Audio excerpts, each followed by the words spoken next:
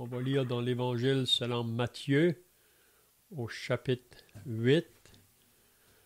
Et on lit à partir du verset 28 jusqu'au verset 8 du chapitre 9. Donc je commence la lecture, puis s'il y en a qui veulent suivre, vous pouvez le faire.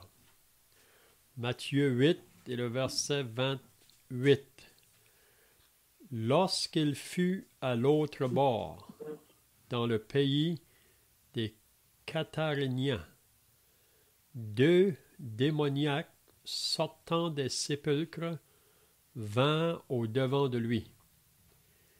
Il était si furieux que personne n'osait passer par là. Et voici, ils s'écrièrent, « Qu'y a-t-il entre nous et toi, Fils de Dieu? Es-tu venu ici pour nous tourmenter avant le temps? » Il y avait loin d'eux un grand troupeau de pourceaux qui paissaient. Les démons priaient Jésus, disant, « Si tu nous chasses, envoie-nous dans ce troupeau de pourceaux. » Il leur dit, « Allez !» Ils sortirent et entrèrent dans les pourceaux. Et voici, tout le troupeau se précipita des pentes escarpées dans la mer, et ils périrent dans les eaux. Ceux qui les faisaient paître s'enfuirent et allèrent dans la ville raconter tout ce qui s'était passé et ce qui était arrivé aux démoniaques. Alors toute la ville sortit à la rencontre de Jésus, et dès qu'il le vit, il le suppliait de quitter le territoire. Jésus étant monté dans une barque, traversa la mer et alla dans sa ville. Et voici, on lui apporta un paralytique couché sur un lit. Et Jésus, voyant leur foi, dit au paralytique, « Aie bon courage, mon enfant, tes péchés sont pardonnés. » Alors quelques scribes dirent au-dedans d'eux, « Cet homme blasphème. » Et Jésus, connaissant leurs pensées, dit, « Pourquoi avez-vous de mauvaises pensées dans vos cœurs? Car lequel est le plus aisé de dire, « Tes péchés sont pardonnés » ou de dire, « Lève-toi et marche ». Or, afin que vous sachiez que le Fils de l'homme a sur la terre le pouvoir de pardonner les péchés. Lève-toi, dit-il au paralytique, prends ton lit et va dans ta maison. Et il se leva et s'en alla dans sa maison. Quand la foule vit cela, elle fut saisie de crainte. Elle glorifia Dieu qui a donné aux hommes un tel pouvoir. Amen. Donc, si vous étiez là la semaine passée, on avait vu que Jésus avait monté dans la barque pour traverser à l'autre bord. Il avait commandé ça au verset 18 là, à ses disciples en leur disant de passer à l'autre bord. Puis pendant qu'ils étaient dans la barque, on avait vu là qu'une tempête est venue, une grosse tempête. Puis pendant que les disciples étaient effrayés à la pensée qu'ils allaient périr, nous lisons que Jésus dormait dans la barque. Donc, on avait demandé la question la semaine passée, comment que Jésus pouvait dormir dans une si grande tempête. Puis on avait dit que une des raisons, c'est que Jésus, comme un vrai homme, connaissait la fatigue. Puis si Jésus est en train de dormir, c'est parce qu'il était très fatigué. Parce que vous savez que pendant son ministère public, il allait de ville en ville, de village en village. Des foules venaient vers lui. Puis on lit dans l'évangile de Marc, là, qu'il y avait tellement d'allants et de venants qu'ils n'avaient même pas le temps de manger. Puis si on la relit dans l'évangile de Marc au chapitre 6, si à ce moment-là, vraiment, que Jésus avait dit à ses disciples, venez à l'écart pour vous reposer. Hein? Donc, on avait conclu que la raison que Jésus dormait, c'est parce qu'il était probablement très fatigué. Comme un vrai homme. Il n'était pas différent d'un autre homme. Mais les disciples étaient vraiment dans l'effroi de cette tempête.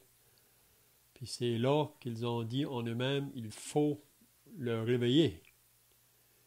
Puis une autre chose qu'on avait conclu aussi, que Jésus, étant le Fils de Dieu, lui-même, on lit dans la parole là, que Ésaïe, le prophète, a dit,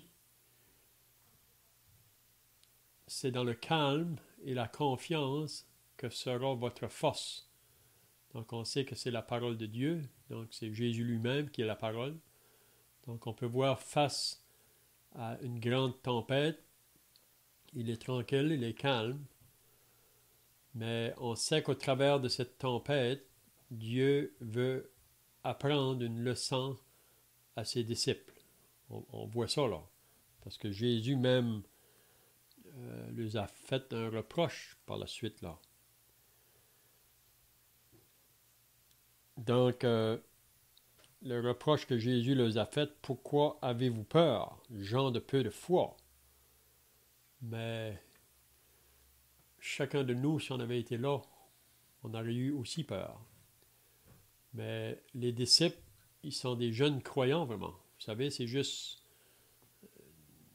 peut-être au début du ministère du Seigneur Jésus qu'il les a appelés à le suivre. Donc, ils doivent apprendre que la personne avec laquelle ils sont, il est au contrôle de toutes choses. Il est au contrôle de toutes choses. Puis les disciples doivent apprendre ça. Parce que même on avait vu là, à la fin du verset 27, il disait entre eux autres même, « Quel est celui-ci, disait-il, à qui obéissent même les vents et la mer? » Donc c'est comme si qu'ils vont apprendre que Jésus est au contrôle des éléments de la nature. Il peut même dire à la mer de se calmer, puis tout devient calme. Hein?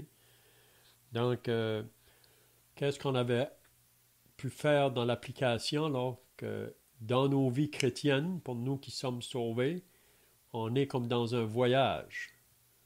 Vous savez, le voyage a commencé le jour qu'on a cru en Jésus. On a commencé une vie nouvelle, puis on a commencé un voyage avec Jésus. Mais dans le début de nos vies chrétiennes, on a besoin d'apprendre à nous reposer toujours sur lui face aux tempêtes qui peuvent venir dans nos vies. On pourrait dire que le premier pas de la foi, c'est le jour qu'on a mis notre confiance en lui pour le salut de notre âme. Donc, si on a pu mettre notre confiance en lui pour le salut de notre âme, donc, est-ce qu'on ne devrait pas encore plus, dans nos vies de chaque jour, nous confier en lui? Puis c'est ça que le Seigneur Jésus veut nous apprendre à mesure qu'on marche avec lui. Et qu'on n'a pas à avoir crainte qu'il est toujours là.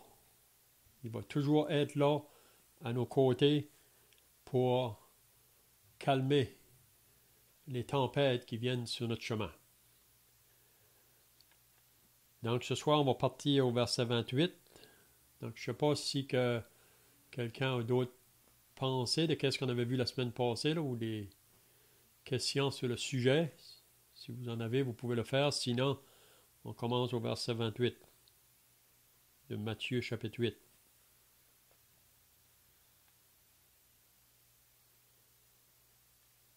OK, donc au verset 28, lorsqu'il fut à l'autre bord, donc c'est après qu'ils ont traversé la mer, puis probablement ce qui s'est passé là, en traversant la mer, cette tempête qui est venue, peut-être que le Seigneur a permis ça pour le prochain événement qui va prendre place. Parce que le Seigneur connaît tout en avance. Donc, parfois, il peut permettre des choses dans nos vies pour nous préparer pour le prochain événement qui va arriver dans notre vie.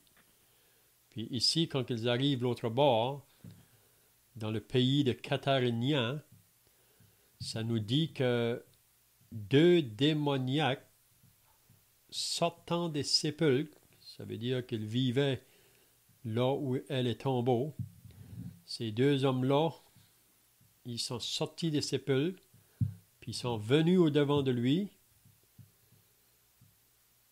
Donc, qu'est-ce que Jésus va faire face à ces 2 démoniaques? Parce que ça nous dit qu'ils étaient si furieux. C'était des gens qui pouvaient être même méchants. Ils pouvaient nous faire du mal. Ça dit qu'ils étaient si furieux que personne n'osait passer par là.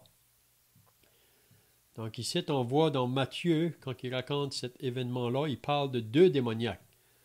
Mais c'est le même événement qui s'est passé dans Marc au chapitre 5, puis dans Luc au chapitre 8. Mais dans Marc chapitre 5, il nous parle de 1 démoniaque, de 1 des 2 qu'on pourrait dire. Donc, quand ils sont arrivés dans ce lieu-là, donc Jésus qui va de lieu en lieu, de ville en ville, de village en village, lui, il sait d'avance qui il va rencontrer sur son chemin parce qu'il connaît tout d'avance. Mais pour les disciples, ils ne savent pas.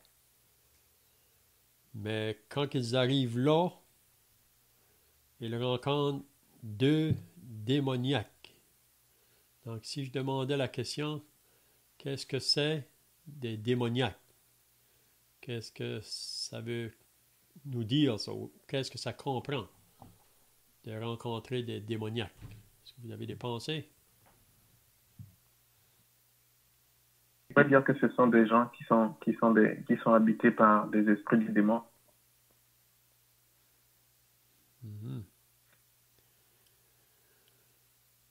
Donc la question qu'on pourrait se demander, comment que ces hommes-là sont arrivés là, qu'ils étaient possédés par des démons ou qu'ils étaient démoniaques. Comment qu'on arrive dans une condition telle? Est-ce qu'on peut avoir des pensées? Mais pour moi, ce que la parole nous enseigne, que quand on entre dans ce monde, nous sommes tous entrés avec la nature du péché. C'est ça que David nous dit dans le psaume 51, « Voici, je suis né dans le péché, ma mère m'a conçu dans le péché, ou je suis né dans l'iniquité, ma mère m'a conçu dans le péché. » Donc, on n'est pas pécheur parce qu'on a commis des péchés. On est pécheur parce qu'on est né pécheur. Puis on sait que la raison de cela, c'est que le premier homme, Adam, quand Dieu l'a placé dans le jardin en Éden, a désobéi à un commandement que Dieu leur avait donné.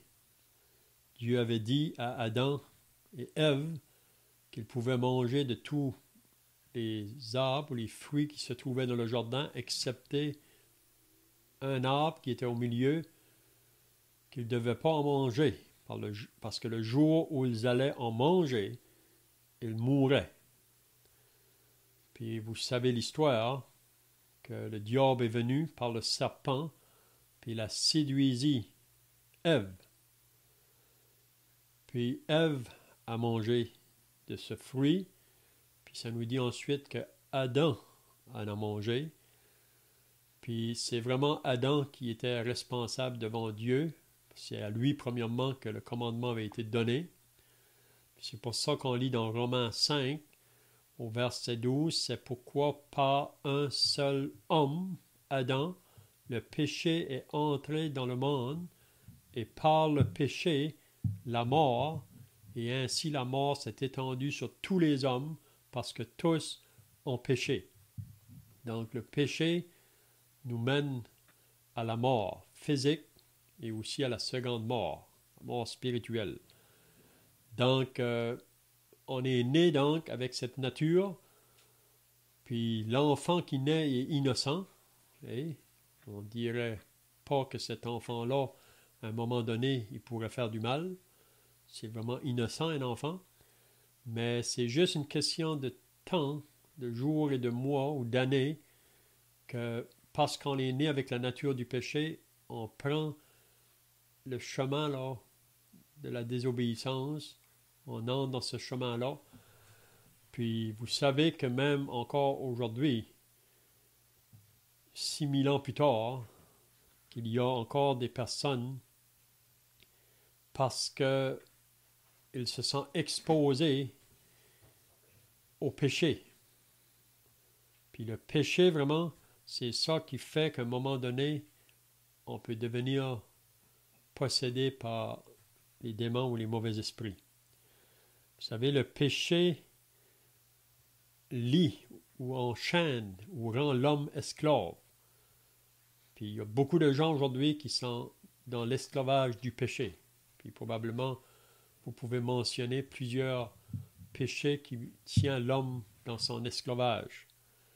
Donc ici, on peut voir que ces deux jeunes hommes-là, ou ces deux hommes-là, ont grandi comme vous et moi, peut-être avec des parents croyants, mais qu'ils ont pris des chemins ou qui se sont exposés à des choses qui a fait qu'un jour, ils sont arrivés à cette condition-là. Une condition qui vivait même dans un endroit où que ce n'est pas une place que les hommes habitent normalement. Ils vivaient dans le cimetière, dans un cimetière. Puis même ces gens-là, ça nous dit ici que les personnes avaient peur de passer dans cet endroit-là, parce que ces gens-là leur faisaient peur. Donc, je ne sais pas si vous avez des pensées ou d'autres pensées ici, là.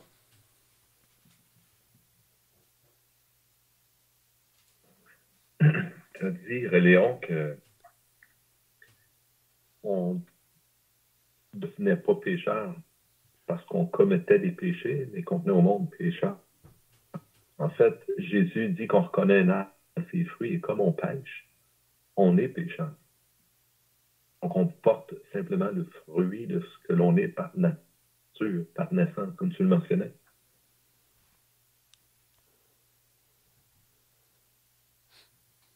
Donc, ces deux hommes-là, ça nous dit qu'ils étaient si furieux. Donc, on peut s'imaginer là, d'être là avec Jésus et ses disciples. Peut-être que ces disciples, quand ils ont vu ces deux hommes-là venir, ils sont reculés. Mais Jésus, lui, étant le Fils de Dieu, étant celui qui est au contrôle de tout, il pouvait faire face à ces personnes. Puis on sait que c'est la raison vraiment pourquoi il est venu. C'est pour délivrer l'homme de son état de pécheur perdu.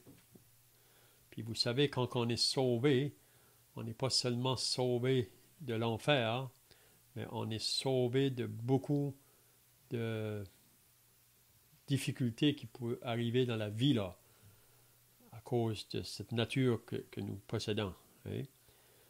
Donc Jésus va faire face à ces deux hommes-là. Puis si on lirait dans Marc 5, comme j'ai dit tout à l'heure, Marc mentionne seulement un de ces deux hommes-là, mais ça nous dit que pendant la nuit, là, ils criaient, ils se meurtrissaient. Plusieurs fois, on a voulu les attacher, même avec des chaînes. Ils brisaient leurs chaînes. Donc, à la vue humaine, c'était impossible que ces gens-là peuvent être délivrés. Puis, vous savez aujourd'hui qu'il y a beaucoup d'organisations dans ce monde ici qui sont là pour aider des personnes qui sont dans des conditions là, très pris, soit avec la drogue ou la boisson ou toute autre chose. Puis ces organisations-là ne peuvent rien faire.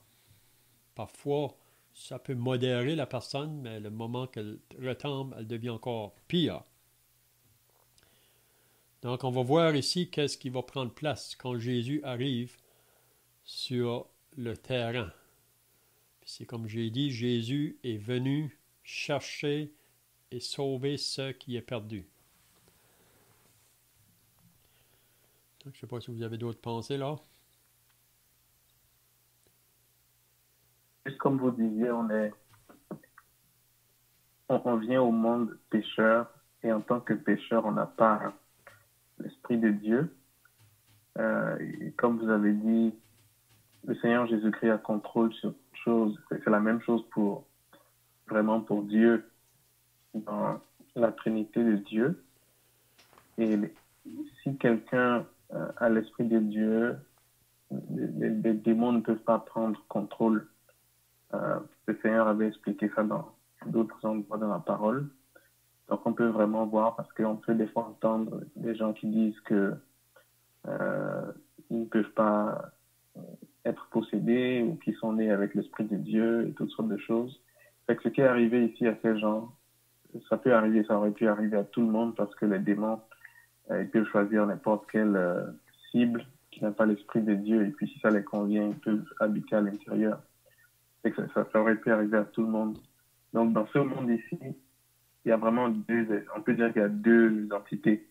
Il y a vraiment ceux qui sont de Dieu, comme on dit dans la parole, ceux qui sont nés de Dieu, et ceux qui ne sont pas nés de Dieu. Donc, ceux qui sont nés de Dieu reçoivent l'Esprit de Dieu, et ça se fait après la naissance normale.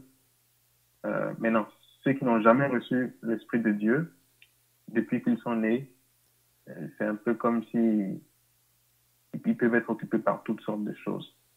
Donc, on peut voir ici même que si quelqu'un n'a pas l'Esprit de Dieu, si quelqu'un n'a jamais reçu le pardon des péchés, la personne peut se poser des questions. Enfin, la personne peut se dire qu'elle est à risque à n'importe quel moment même de l'année de se retrouver dans cette situation-là.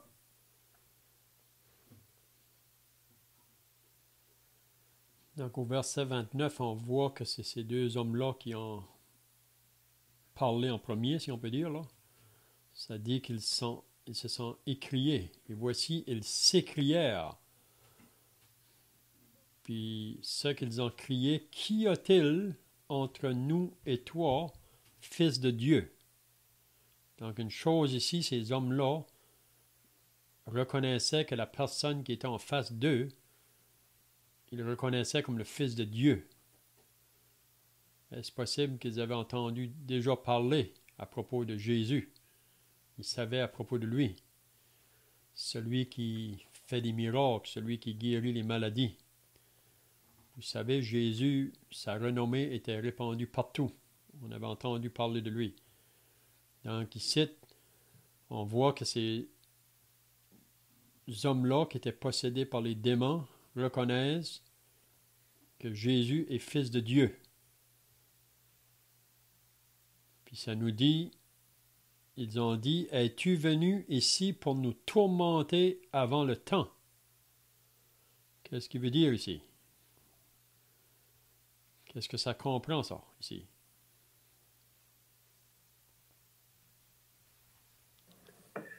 Je m'excuse, Léon. J'avais dans mon idée que quand ils ont salué le Seigneur Jésus, c'est pas tellement les hommes qui parlaient comme les démons qui les possèdent, c'est eux, en fait, qui reconnaissent, même eux reconnaissent l'autorité du Seigneur Jésus.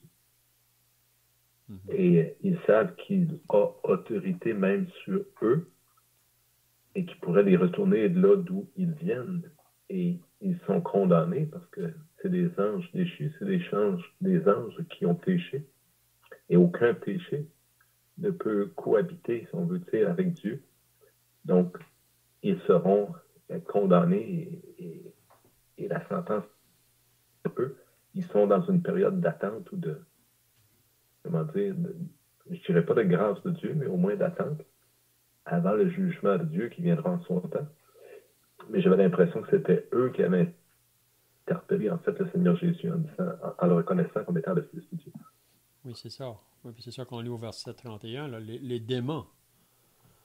Donc c'est vraiment les démons dans ces hommes-là qui ont parlé, là, dans le sens. Ou qui ont poussé les hommes à parler. Jacques aussi nous dit dans son épître au chapitre 2, les démons, ça dit, tu crois qu'il y a un seul Dieu, tu fais bien, les démons le croient aussi et ils tremblent. Donc, on peut voir que les démons, ils reconnaissent effectivement le Saint-Esprit, les choses qui font affaire avec Dieu.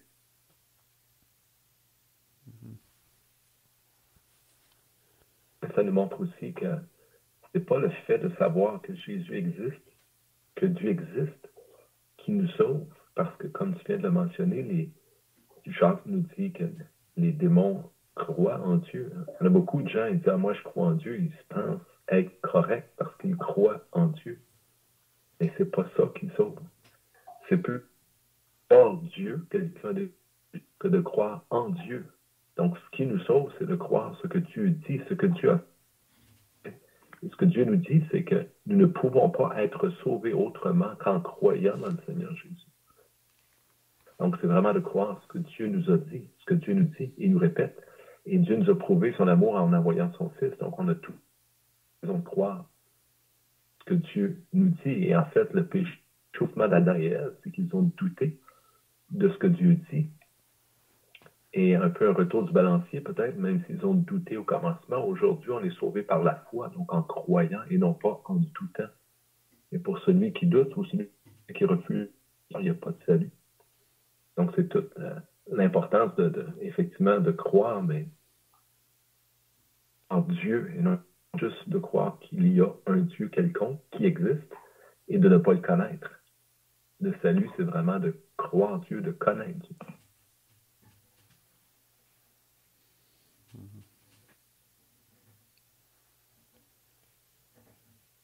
Aussi, on pourrait voir que, comme on disait, ces hommes-là, ce n'est pas vraiment eux qui parlaient, ce sont les démons en eux qui parlaient, mais ils parlaient avec la bouche de l'homme. Et M. Léon mentionnait que dans Marc, ça donnait plus de détails. On pouvait les attacher et puis ils pouvaient se libérer. Et ça, c'est des muscles, c'est la force. Donc, on peut voir que l'être humain, ça nous montre que l'être humain n'est pas juste, c'est pas juste des cellules, du sang, des muscles, de la chair, parce que quand on approche l'être humain avec sa anatomie ou la biologie et autres, on sait ce qu'il y a dans notre corps, on essaye de bien manger, on essaye de bien faire les choses. Les médecins peuvent aider à soigner quelques affaires qui sont liées à ce qu'on peut voir dans le corps, à savoir les cellules, les muscles et tout le reste. Mais l'homme, il y a une autre dimension à l'homme qui est vraiment la dimension de l'esprit.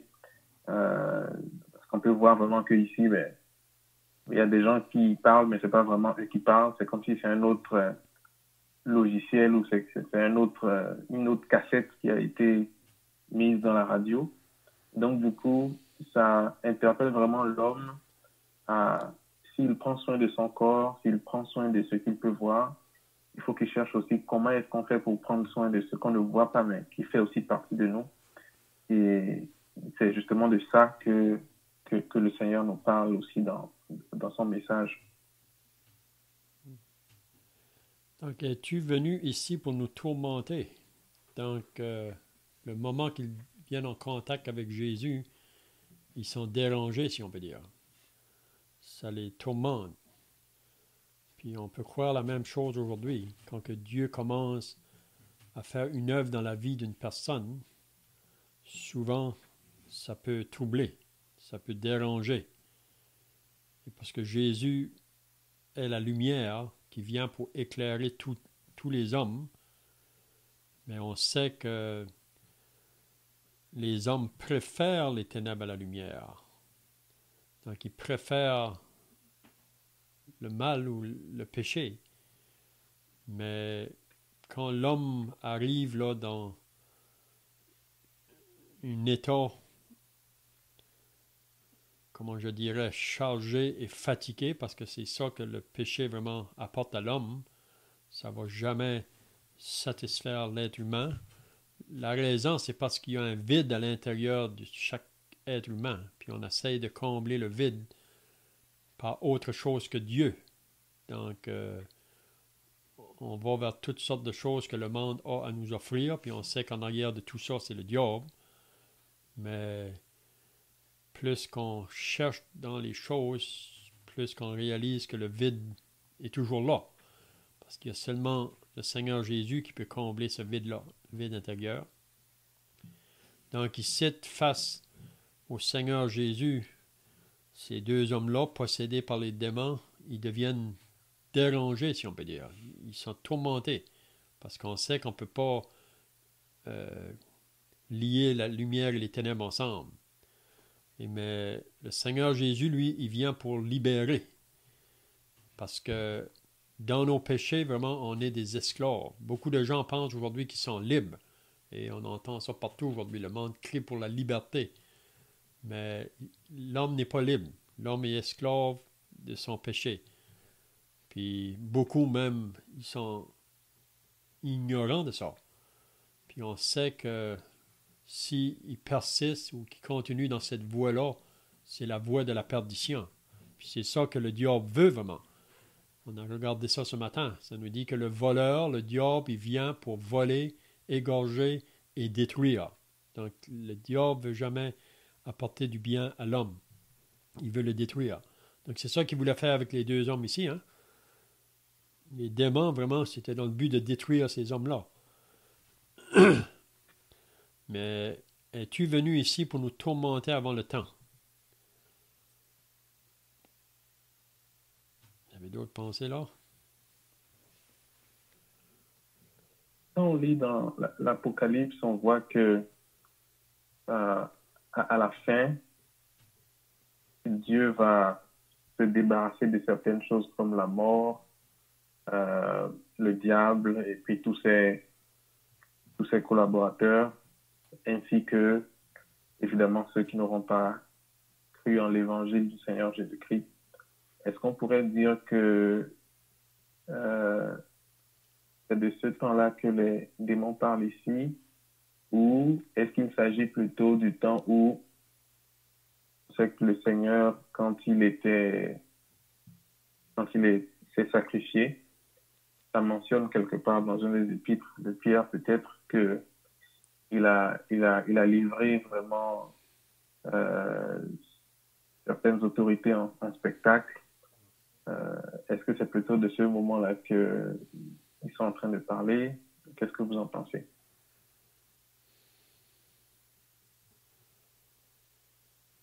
Donc le diable connaît sa fin. Puis les démons qui le suivent aussi. Mais dans sa descente, parce qu'on sait que depuis qu'il a été jeté en dehors du ciel, vous savez la raison, c'est parce qu'il a voulu s'élever pour s'asseoir sur le trône de Dieu. Donc le diable, vraiment, c'est un ange créé de Dieu au début. Il a voulu s'élever pour s'asseoir sur le trône de Dieu. C'est vraiment l'orgueil, vraiment. Il ne voulait pas rester à sa place. Il ne voulait pas se soumettre à son Créateur. Donc, il a été jeté en dehors. Mais on sait que encore aujourd'hui, Satan peut encore avoir accès au ciel.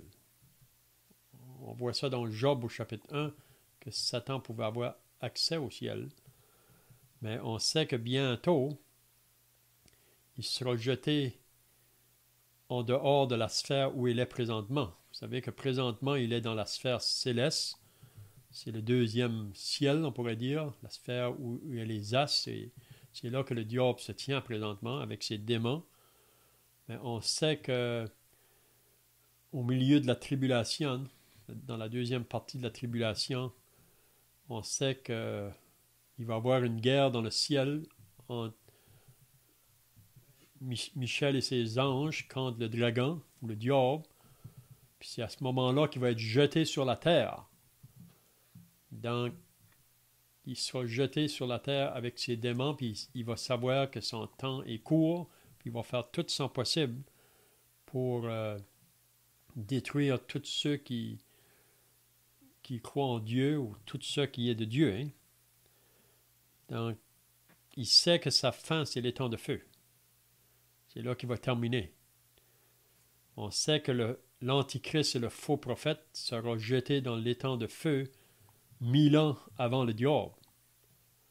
Puis 1000 ans après, ils sont toujours là. Puis ils vont être tourmentés jour et nuit au siècle et des siècles. Il n'y aura pas de fin vraiment à ce tourment-là. Hein. Donc, Hervé, je ne sais pas ce qui était tes pensées là. Tu d'autres pensées là? Ou? Non, je pourrais juste ajouter que des fois, on entend des choses qui se disent pour dire que, bon, l'enfer, par exemple, enfin, pas l'enfer, mais il y a même déjà une confusion à ce niveau-là. Mais comme vous avez dit, c'est vraiment l'étang de feu qui est l'étape finale des ennemis de Dieu. Et c'est vraiment, ça a été créé pour le diable, principalement, et pour ses plus proches collaborateurs, mais pas pour les hommes. Mais les hommes vont finir là s'ils ne croient pas en l'évangile de Jésus-Christ. Mais c'est pas que le diable est le chef de l'étang de feu et que c'est lui qui fait souffrir tous les autres, ou que les anges et les démons vont faire souffrir tous les hommes qui sont là. C'est vraiment, tous ceux qui vont là vont vraiment subir le châtiment de Dieu. Donc, parce que des fois, certaines personnes ont la pensée que Satan et les démons, ils seront des chefs dans les temps de feu et c'est eux qui vont punir les autres. Il y a des fois des idées comme ça qui circulent, mais c'est pas vraiment selon la parole. Selon la parole, c'est et Satan et les démons et ceux qui n'ont pas cru. Ils seront tous châtiés. On voit ça dans Matthieu. OK, c'est beau.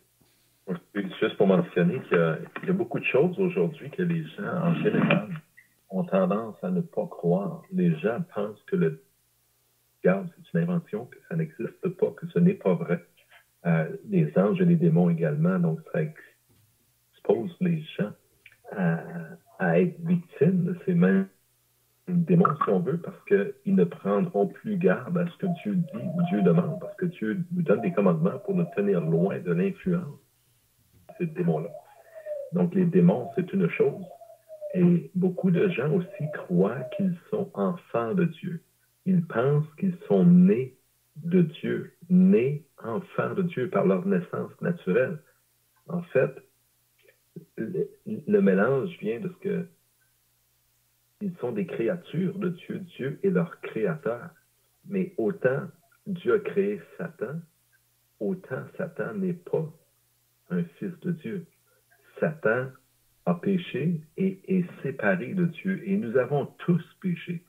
Et nous sommes donc, la Bible nous dit, tous séparés de Dieu. Donc, il y a plusieurs, on va dire, fausses croyances. Dans le monde, les gens croient toutes sortes de choses et ils se trompent. Ils s'imaginent. Mais la Bible nous enseigne sur ces choses-là et nous corrige de l'erreur.